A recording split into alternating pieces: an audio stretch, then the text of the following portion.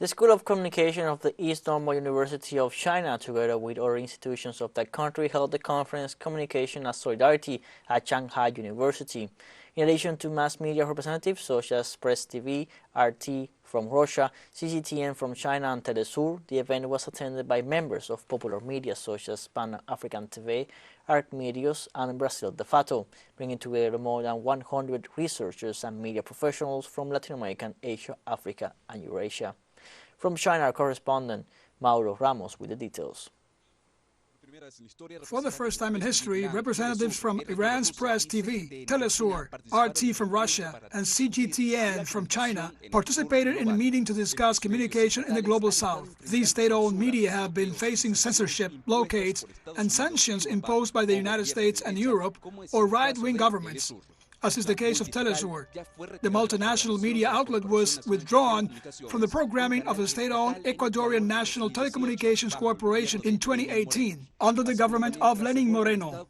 Likewise, after the coup against Evo Morales in Bolivia in 2019, the state-owned Entel, under the de facto government of Janine Áñez, suspended the transmission of the channel founded by Hugo Chavez. In 2021, the United Kingdom withdrew CGTN's license on the grounds that it was directly controlled by a political party. On the other hand, Russia's RT has been banned throughout Europe and on platforms such as YouTube. The Spanish version of that channel on YouTube had 6 million followers until it was taken down. We have Cuba present here at this working table, we have Venezuela, we have Nicaragua, and we have Bolivia.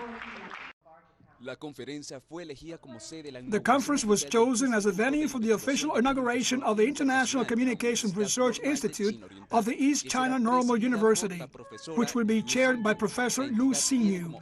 The institute aims to contribute to the development of international communication platforms and networks for countries and regions in the Global South. En la década de 1970, el mundo tenía un movimiento llamado Comunicación y el Nuevo Orden Mundial. In the 1970s, the world had a movement called Communication and the New World Order. That movement failed. We learned that today the problem that the movement tried to solve have not been solved, which is the imbalance in the structure of the global media. So today, we are hoping to again understand this problem. This includes two aspects. One is the ones for dominated media, how the Global South developed communication and alternative media. The problem requires the media of the Global South to work together to solve it. The second question is how we understand this issue as sovereign media. The current sanctions on Western platforms have forced the media in some countries to abandon social media. In fact, it is a continuation of the sanctions that hegemonic countries impose on sovereign countries. Are these sanctions reasonable? This is a question we must ask ourselves. De hecho, es una continuación de las sanciones que los países hegemónicos imponen a los soberanos. ¿Son estas sanciones razonables? Esta es la pregunta que debemos hacernos. Another topic of the day's debate was the media scenario on the African continent.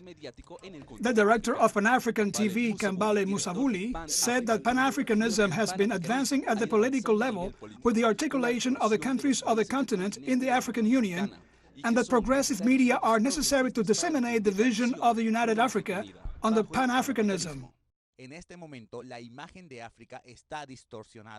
At present, the image of Africa is distorted.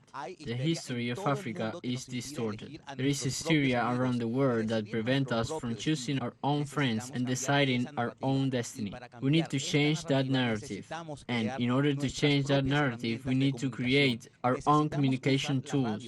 We need to use the radio. We need to use the newspaper. We need to use the television. We need to use social media so that we can tell our own stories based on the current African reality. And the African reality today is one of neocolonial exploitation. The current African reality is one in which those who colonized and enslaved us stole and exploited our resources to maximize the profits of transnational corporations rather than to develop Africa. That is the story we need to tell, and we need to tell the story in our own way, using our own instruments. I really hope it would have been instructive for the Brazilian left in its entirety to understand how important and central is the role played by communication in the dynamics of the class struggle, because what is at stake is the control of political thought in society, which also requires the strengthening of such activities and in profound reflection not only on the contents but also on the forms, and this necessarily involves strengthening the channels of communication that defend a popular project. Desde Shanghái, China, Mauro Ramos.